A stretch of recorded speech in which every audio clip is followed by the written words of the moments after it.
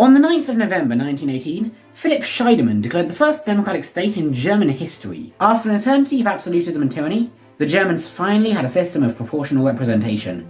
This 15-year state wouldn't affect much on its own, but its aftermath would see the conquest of Europe and the front lines of the Cold War. But there was a moment when somebody almost prevented that from happening.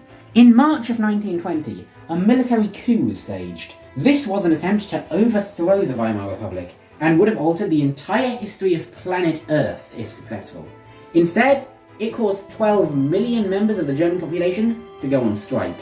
Today, we'll talk about the Cat Putsch, a putsch that tried to bring the Weimar Republic to its knees.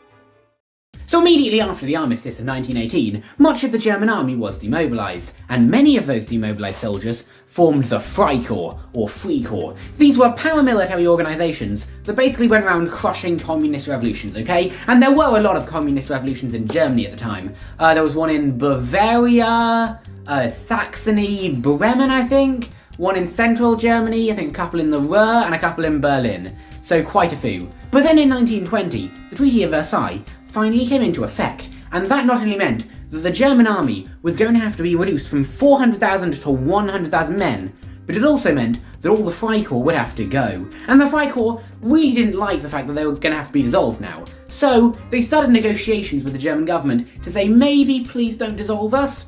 And these negotiations broke down. In one meeting, the leader of one of the Freikorps and a representative from the German government had like a meeting, and they left. They were just, by the time they left, they were furious at each other, absolutely hated each other.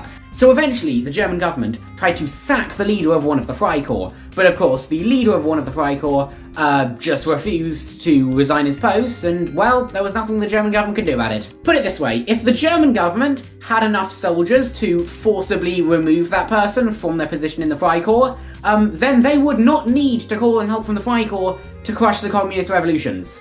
They would just crush the communist revolutions themselves. And it seems the Freikorps realised this because on the night of the 12th to the 13th of March, 5,000 Freikorps marched into Berlin ready to take over the city and storm the government buildings. They were ordered to show the highest degree of ruthlessness and show absolutely no mercy. Ebert, who was the leader of the Social Democratic Party and the leader of the German government, received a very worrying phone call telling him he had until 7 a.m. that morning to surrender. So, at 1 a.m. on the 13th of March, 6 hours before the deadline, he called a meeting of all his generals to say, okay, what are we going to do? But here's the thing, his generals weren't ready to fight back. Almost all of his officers and commanders told him that they were going to let him be captured and let his government fall. So, at 4 a.m., 3 hours before the deadline, the German parliament convened in the Reichstag. And it was chaos, okay? The government was yelling, bickering, they were divided, they couldn't get anything done. Okay, eventually they managed to pass a resolution basically telling the German people to go on strike to protest this military coup. However, they didn't get much done else apart from that, or in fact, they didn't get anything else done apart from that. Finally, at 6:15 a.m., 45 minutes before the deadline, most of the German government hopped into motor cars and drove their way out of the city. It was an escape. Could you imagine making a getaway in 1920s motor cars? At 7 a.m, the Freikorps finally stormed into the Reichstag to find the chairs still warm. They were able to capture the Vice-Chancellor, but most of the rest of the German government got away. So the leader of the Freikorps, Lutwitz, was declared the Minister of Defence, and his buddy Kapp was declared the Chancellor himself. Meanwhile, the government reached the city of Dresden. However, the general in charge of the troops in Dresden sided with the rebels. So, he told the government that they were being taken into protective custody. So with that, all hope seemed lost for the government. There was nothing they could do.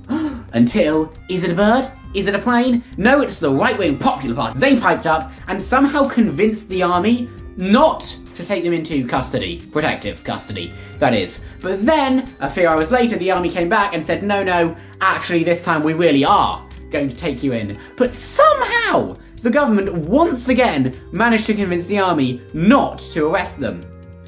And then immediately after, the government left the city of Dresden to make sure they didn't actually get arrested.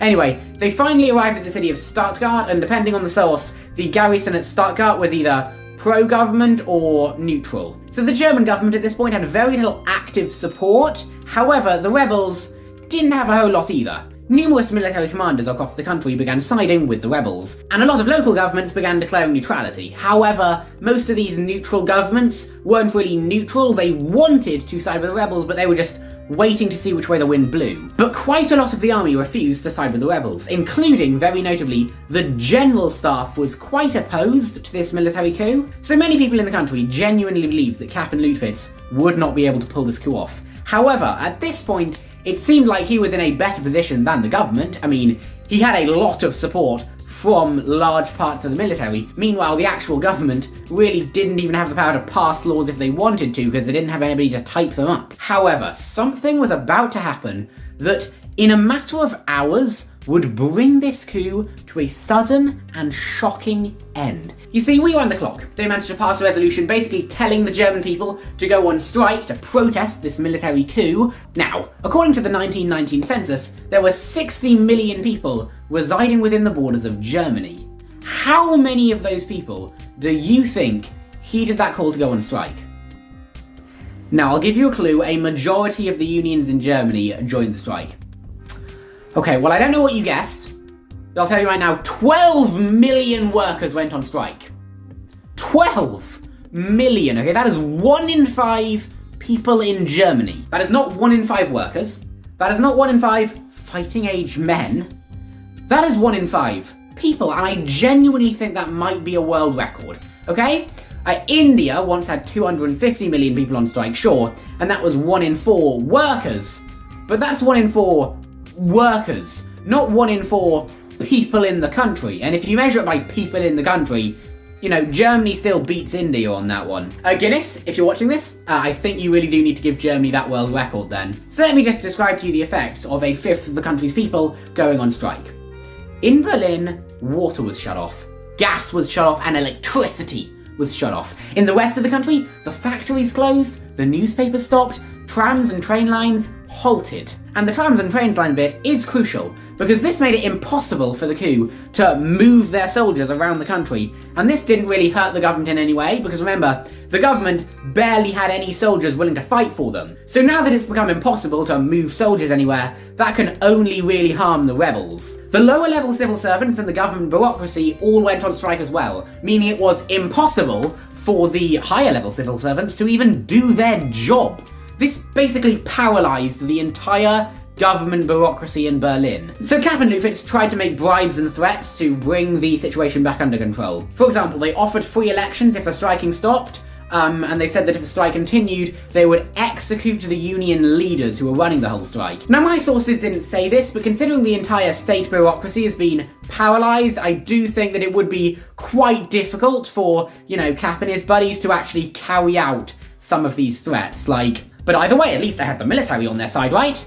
No! You see, on the night of the 16th to the 17th of March, whatever power the coup had left collapsed, as a lot of the Freikorps and the military under their control either straight up mutinied or just deserted and left. On the 15th of March, negotiations between the Weimar government and the Kapp Putsch began. To be clear, it looked like they'd won on the 13th, okay? The government was running, and then on the 15th they're negotiating the terms to their own resignation. That is the fastest turnaround in history I think I've seen. 2 days. That is hero to zero in 2 days. Actually, no. I think the TikTok ban might have been the fastest turnaround in human history. But apart from that, and by the way, these negotiations began before the mutiny even started, back when the coup had any momentum and power at all. Do you remember early on in the video where I mentioned that the Vice-Chancellor was captured? Well, if you don't remember, okay, the Vice-Chancellor was captured by the Kapp Putsch. But now the Vice-Chancellor was the highest-ranking member of the German government that Captain Lutwitz could actually speak to. So Captain Lutwitz began negotiations with the Vice-Chancellor, but after the whole mutiny thing happened, Kapp realised it was over and just deserted. He fled to Sweden. On the 18th of March, Lutwitz cut a deal with the Vice-Chancellor. Lutwitz gets a state pension, and in exchange, he resigns from his post as defence minister. Lutwitz accepted that deal, and on the 18th of March, 5 days after the coup began, he resigned and fled to Hungary eventually. So the Weimar government returned to Berlin to celebrate their glorious and triumphant victory, but they had a problem. You see, elections were coming up on June 6th, and they'd done something to make themselves very unpopular. You see, During the Cat Putsch, violence had actually broken out in parts of the country. In Thuringia, Saxony and the Ruhr, people had been on the streets fighting the Freikorps. And in Thuringia and Saxony, the Freikorps had initially won. You know, all the protesters had been shot up, but of course in Berlin, Kapp and Lüttwitz resigned, and so the coup still failed. But in the Ruhr, on the other hand, the communist protesters put together a makeshift Red Army and took control of the entire region. And the Red Army numbered an estimated 80 to 100,000 men, and the government had been forced to reduce their army to 100,000 men, and that 100,000 men was spread out throughout the entire country. This 80 to 100,000 men was concentrated in one place. In other words, if this Red Army became hostile to the government wouldn't have a hope of beating it. Still, this Red Army had been a good thing during the days of the Cat Putsch. They needed armies like this to, you know, show the Cat Putsch that they were losing, okay? This army had helped defeat the Freikorps. But now that the Cat Putsch was no longer a threat, the government didn't need this army to exist anymore. And in fact, this army had actually become a little bit of a threat to them. And so they just decided they had to dissolve this army right away. So they sent a message to the Red Army leaders basically saying, hey, stand down, lay your guns down. And the Red Army said, no, absolutely not. Now, let's think about what the Weimar government does in this situation. They don't have enough forces themselves to crush this communist revolution, but who does? Who does have enough forces to crush the communist revolution? If you said Freikorps, you'd be absolutely correct. Do you remember how at the start of the video I mentioned how the Freikorps' job was to put down communist revolutions? Well, the government sent in more Freikorps, different Freikorps, not the Freikorps that stormed Berlin. They sent in different Freikorps to invade the Ruhr and defeat the Red Army. And of course, the Red Army that was rammed together in a couple of days stood absolutely no chance against some of the best trained forces in Germany. The Freikorps mopped the floor with them, okay? One company commander wrote a letter saying that with joy, they had shot 10 nurses with pistols. Anyone with a gun was shot, not even the wounded were spared. He famously wrote that if he described the full extent of the horror, the people reading would say that they were lies. His unit suffered 2 casualties, while they killed about 200 to 300 Reds. It was brutal, it was a bloodbath, and once again, he said that if he wrote the full extent of the horrors, they wouldn't believe us, so presumably there's so much worse that just wasn't included. The Red Army was brutally suppressed in the Ruhr. Thousands of communists were killed. Many voters were furious, and so the number of people voting for the Social Democratic Party went from 12.5 million in 1919 to 5.5 million in June of 1920. The Weimar coalition had lost their majority and they would never get it back. For the next 13 years, the government, to get anything done, would have to form coalitions between parties that barely agreed with each other on anything, and still they failed to get any legislation passed. It was just political deadlock. If the Weimar coalition hadn't lost their majority in 1920, well, it's quite difficult to say, but presumably they would have lost their majority eventually, and then it would have been political deadlock. Still, even if you can delay the losing that majority by a year or something, that still is a massive improvement and probably would have improved the situation in Germany quite a bit. Still, that was how Germany had the largest proportion of their population on strike at any one time. So, after running a lap of Germany, shutting the country down and killing a bunch of people, who won the Cat Putsch, okay? Who was victorious at the end of it? Well, the Freikorps had their coup fail and were forced to be dissolved by the government, so they certainly didn't win.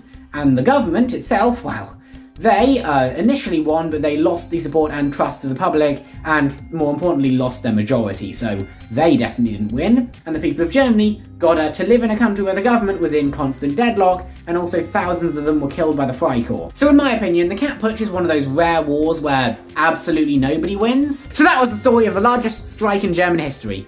Bye!